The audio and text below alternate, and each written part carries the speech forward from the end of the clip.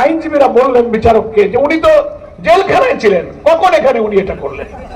নির্বাচনের নারায়ণগঞ্জ 1 আসন রূপগঞ্জের সংসদ সদস্য প্রার্থী সংগ্রামী জনতা জনাব আনোয়ার হোসেন মোল্লা, জনাব আনোয়ার হোসেন মোল্লা।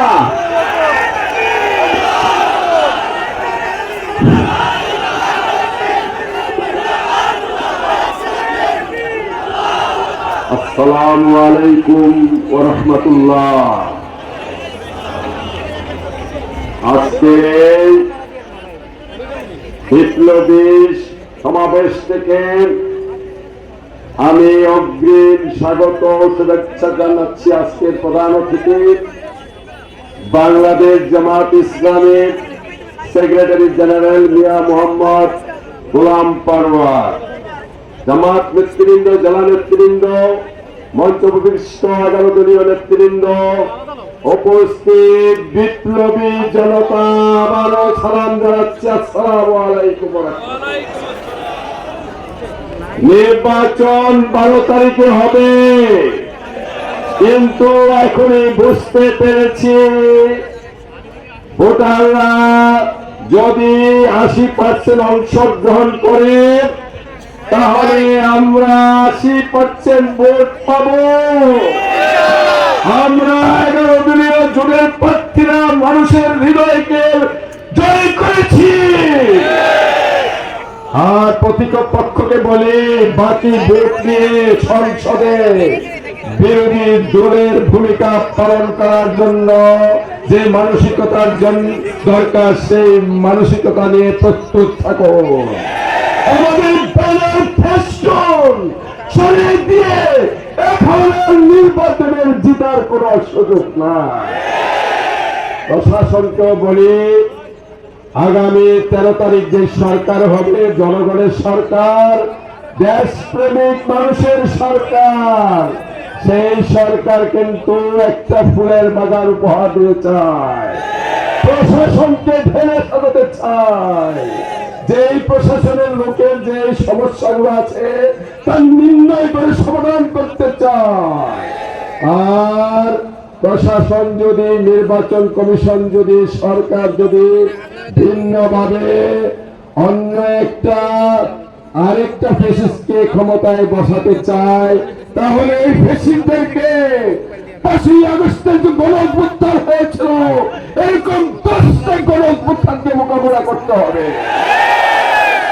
আপনারা জানেন একটা বিদেশি শক্তি বাংলাদেশ স্বাধীন হওয়ার পর থেকে আমাদের রাজনীতি স্থিতিশীলতা নষ্ট করেছে, আমাদের অর্থনীতিকে নষ্ট করেছে, আমাদের সব কিছু ধ্বংস করার চেষ্টা করেছে। এই বাংলাদেশ আল্লাহর পক্ষ থেকে একটা নিয়ামত, এদেশের 20 কোটি মানুষ আল্লাহর পক্ষ থেকে নিয়ামত। যদি কোন বিদেশি শক্তি এদেশের কিছু এজেন্ট দিয়ে আমাদের সর্বনাশ করতে চায় তাহলে 24-এর যে গণঅভ্যুত্থান হয়েছিল, আমাদের নেতৃবৃন্দ যে রক্ত দিয়েছিল, 24-এর গণঅভ্যুত্থানের সৈনিকেরা যেভাবে রক্ত দিয়েছিল আমরা সেভাবে প্রস্তুত আছি। আমাদের শেষ রক্তবিন্দু দিয়ে হলো এদেশের স্বাধীনতা সার্বভৌমত্বকে আমরা শক্তিশালী রাখতে চাই, এদেশের অর্থনীতিকে আমরা শক্তিশালী রাখতে চাই, বিশ্বের দরবারে একটা উন্নয়নশীল দেশ হিসেবে আমরা আত্মপ্রকাশ করতে চাই। আসুন সবাই মিলে এমন একটা দেশ গড়ি, সোনার বাংলাদেশ গড়ি, যে দেশে ধর্ম বর্ণ নির্বিশেষে সকল দলের মানুষরা আমরা ভালো থাকবো। এই কথা বলে আমার বক্তব্য শেষ করলাম। আমার আসসালামু আলাইকুম। জনপদ জনাব আলহাজ মনির হক সরকার, জনাব আলহাজ মনির হক সরকার,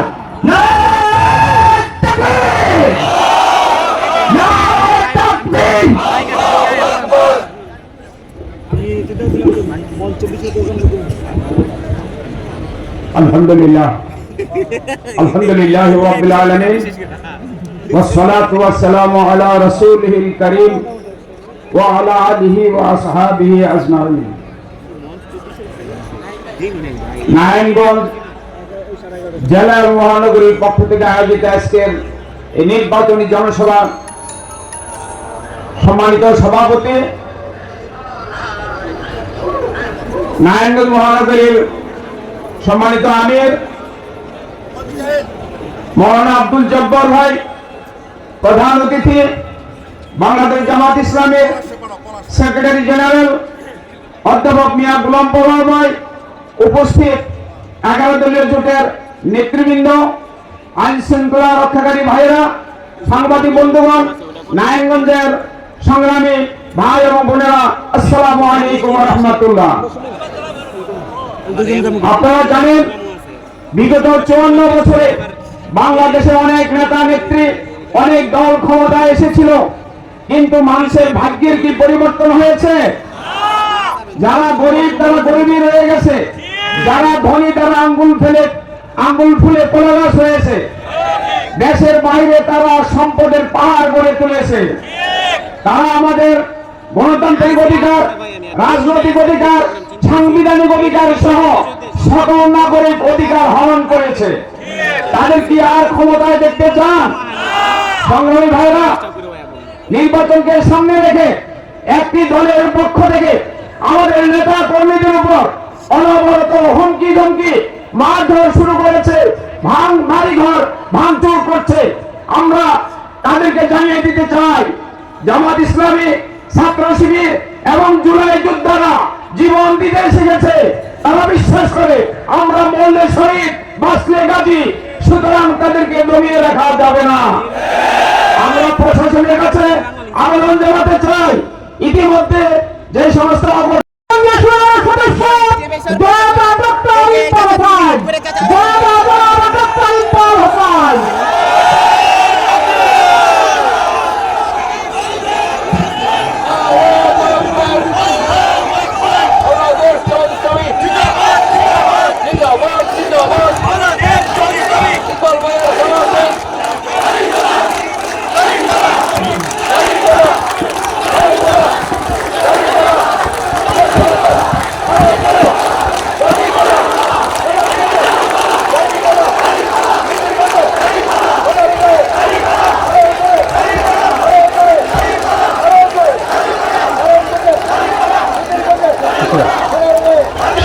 শুক্রিয়া দরকার, সেই পরিবর্তন দরকার সবচেয়ে বেশি কোথায়? আমাদের নারায়ণগঞ্জে।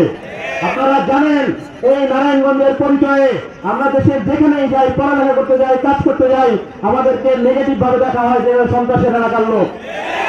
আমরা আর সন্ত্রাসের এলাকার লোক হিসেবে পরিচিত হতে চাই না। আমরা একটি সুন্দর সমৃদ্ধ সৎ লোকের এলাকার লোক হিসেবে পরিচিত হতে চাই কিনা? আমরা চাই এই অঞ্চলের মানুষ তার নিরাপদ এবং একটা পজিটিভ নারায়ণগঞ্জ তারা গড়ে তুলবে। আমরা চাই এই অঞ্চলে আর সন্ত্রাস, চাঁদাবাজি, দুর্নীতির দৌরত্ব আমরা আর দেখবো না। আমরা চাই এই অঞ্চলের জনপ্রতিনিধি হবে জনগণের জন্য নিবেদিত প্রাণ, জনপ্রতিনিধির পিছনে পিছনে জনগণের ঘুরতে হবে না। এইরকম একটা বাংলাদেশ গড়ার লক্ষ্য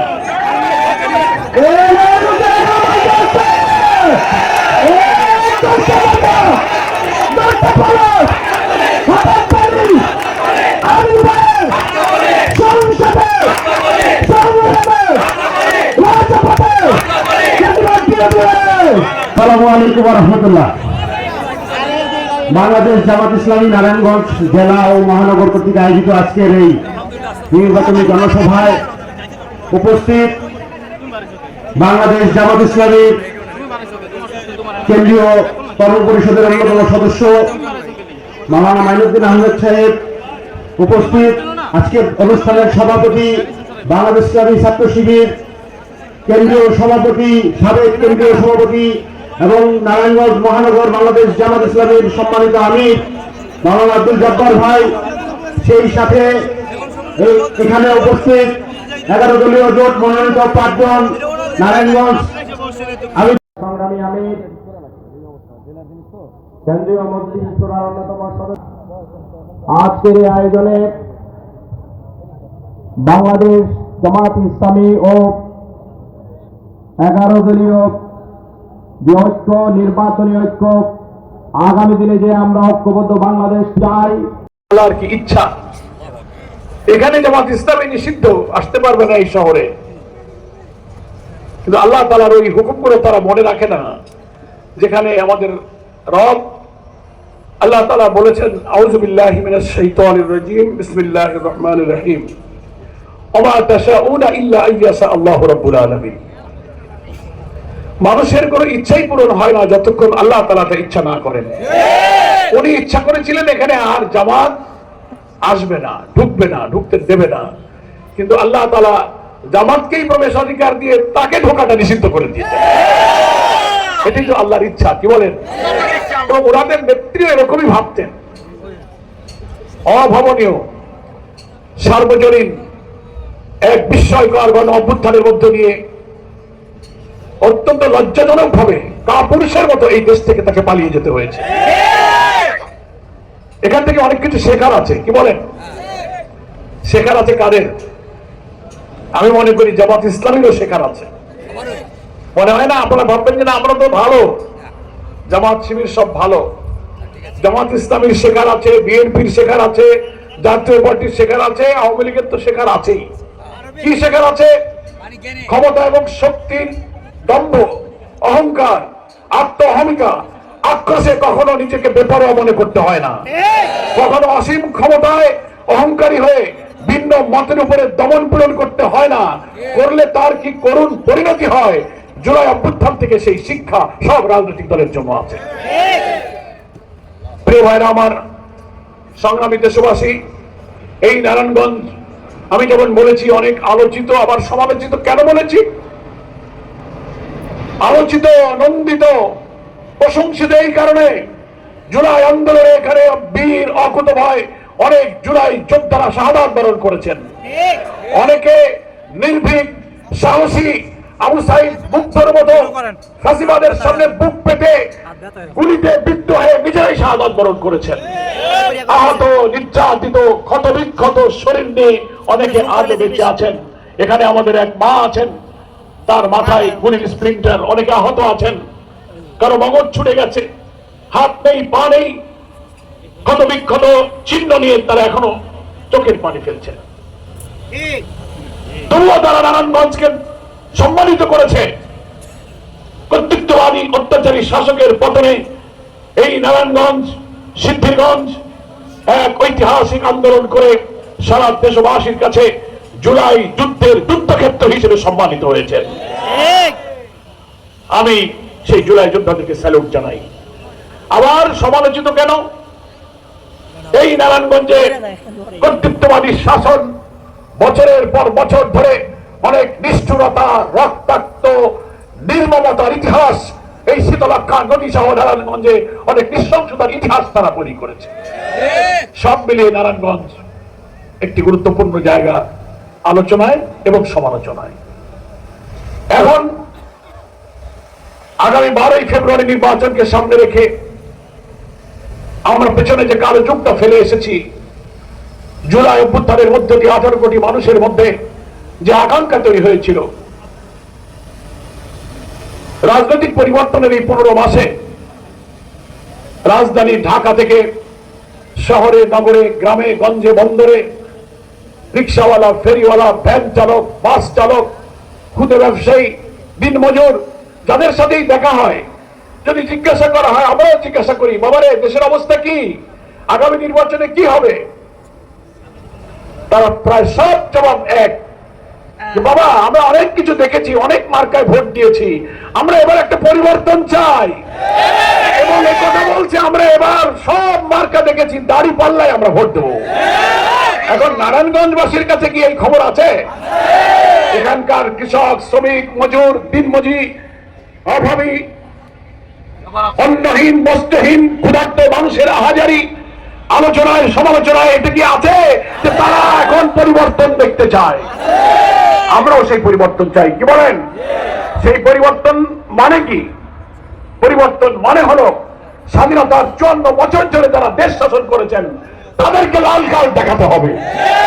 যারা এই স্বাধীনতার পরে 54-55 বছর দেশ শাসন করেছিলে, তোমরা আর নয়, তোমাদেরকে বাদ দিয়ে নতুন সমাজ, মানবিক সমাজ, নতুন শাসক যারা একটি নতুন বাংলাদেশ উপহার দেবে, আমরা তাদেরকে ক্ষমতায় দেখতে চাই। রাষ্ট্রের রন্ধে রন্ধে দুর্নীতি, দলীয়করণ, ন্যায় বিচারকে বৃদ্ধাঙ্গুলি দেখিয়ে আদালতে বঞ্চিত দুঃখী মানুষকে বঞ্চিত করা হয়েছে। হাজার হাজার কোটি টাকা বিদেশে পাচার করে লুটপাট করা হয়েছে। ভিন্ন মতের উপরে দমন পীড়ন করা হয়েছে। কোর্ট কাছারিকে স্বাধীনভাবে চলতে দেওয়া হয়নি। খুনি, মাদক ব্যবসায়ী, ধর্ষণকারী, চাঁদাবাজ, মাস্তানরা প্রকাশ্যে অপরাধ করছে, খুন করছিল, মুখ ফুলিয়ে তারা ঘুরে বেড়ায়, তাদেরকে পুলিশ গ্রেফতার করে না। কিন্তু কোন অপরাধ নেই, নিরপরাধ সমাজের ভদ্রলোক যারা মিথ্যা বলে না, হারাম খায় না, ঘুষ খায় না, সমাজের নেক মানুষগুলোকে ধরে ধরে বছরের পর বছর বিনা বিচারে কারাগারে আটকে রাখা হয়েছিল। তাদের জামিন হয় না। কিন্তু কোন সৎ বিবেকবান পুলিশ যদি সত্যিকার কোন অপরাধীকে গ্রেফতার করে, খুনিকে, চাঁদাবাজকে, 2 দিন 3 দিন পর কোর্ট তাকে জামিন দিয়ে দেয়। ঠিক কিনা? রাষ্ট্রের ক্ষমতার জায়গা থেকে আদালতকে, সেটা ম্যাজিস্ট্রেট কোর্ট, জজ court, supreme court, appellate division পর্যন্ত ইন্টারফেয়ার করে অপরাধীদেরকে মুক্ত করে দেওয়া হয়েছে। আর নিরীহ নিরপরাধ মানুষগুলো আদালতে যদি জামিন পেয়েও যায়, তবুও জেল গেট থেকে তাকে গ্রেফতার করা হয়, জেলে থাকতে মিথ্যা মামলা দেওয়া হয়। এই অত্যাচারের কালো যুগ আমরা পার করেছি। সিদ্ধিরগঞ্জ আসতে গিয়ে আমারও একটা স্মৃতি মনে হইল। আপনারা হয়তো অনেকে জানেন, সাবেক প্রধানমন্ত্রী 5 আগস্ট তার বোনকে নিয়ে যখন হেলিকপ্টারে পালিয়ে গেলেন 5 তারিখ, আমি সহ অনেক নেতৃবৃন্দ তার পরের দিন 6 আগস্ট ঢাকার কেন্দ্রীয় কারাগার থেকে মুক্তি পেয়েছিলাম। আমরা কারাগারে ছিলাম, অনেক মামলা, অনেক রিমান্ড, তার মধ্যে সিদ্ধিরগঞ্জের একটা মামলা আমার নামে দেয়া হলো। আমি তখন ঢাকার কেন্দ্রীয় কারাগারে বসে শুনতে পেলাম, এখন বাংলাদেশ খেলাফত মজলিসের যিনি আমির আল্লামা মামুনুল হক এবং আমি সহ আরো অনেককেই সিদ্ধিরগঞ্জে গাড়ি পোড়ানো আর ভাঙচুরের মামলায় আসামি করা হয়েছে। কোর্টে, নারায়ণগঞ্জ কোর্টে আবার আইনজীবীরা বললেন বিচারককে যে উনি তো জেলখানায় ছিলেন, কখন এখানে উনি এটা করলেন? আমার বাড়ি খুলনায়, আমি সিদ্ধিরগঞ্জে এসে গাড়ি পোড়াইলাম, বোমা মারলাম, তখন আবার আমি জেলে, আমাকে সেখান থেকে এনে সিআইডি রিমান্ড নারায়ণগঞ্জ। তো মনে মনে আনন্দ লাগলো যে নারায়ণগঞ্জের জেলেও তো কোনোদিন যাইনি, সিআইডি রিমান্ড আর জেল টেলে একটু দেখে যাই। থাকলাম, আলহামদুলিল্লাহ, ঘুরে ফিরে গেলাম। সেই সিদ্ধিরগঞ্জ আমার একটা স্মৃতি বিজড়িত জায়গা। দয়া করে ওনারা একটা মামলা দিয়েছিলেন। আজকে জামাত নেতৃবৃন্দ বললেন যে গতকালকে আদালত সেই মামলায় আমাকে খালাস দিয়েছে। কষ্ট হয়েছে, তাও 15 মাস লাগছে রাজনৈতিক পরিবর্তনের পর। প্রিয় ভাইরা আমার, আমরা এই পরিবর্তন বলতে বুঝাচ্ছি যারা 54 বছরে দেশ শাসন করেছেন, তারা নৈতিকতা, চরিত্র, আদর্শ, সততা, ইনসাফ, মানবিকতার সকল পরীক্ষায় তারা ব্যর্থ হয়েছেন। 3টি দল দেশ শাসন করেছেন, নাকি বলেন?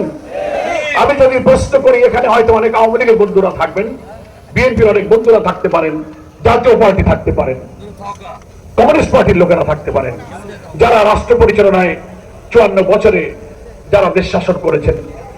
যদি তাদের প্রশ্ন করা হয়, কেউ কি বুকে হাত দিয়ে উত্তর দিতে পারবেন? আপনারা বলুন, যারা রাষ্ট্র ক্ষমতায় ছিল, রাষ্ট্র ক্ষমতায় থেকে কোন দুর্নীতি করে নাই, এমন কথা কি কেউ বলতে পারবে? ভিন্ন মতের উপরে দমন পীড়ন করে না, এমন কোন দল বলতে পারবে? প্রশাসনকে দলীয়করণ করে না, এমন কথা কেউ বলতে পারবে?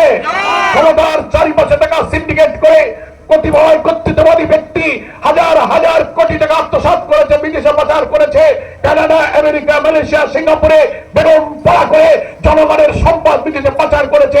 প্রত্যেকটি দল যারা রাষ্ট্র শাসন করেছেন, প্রত্যেকের ব্যাপারে এই অভিযোগে তারা অভিযুক্ত।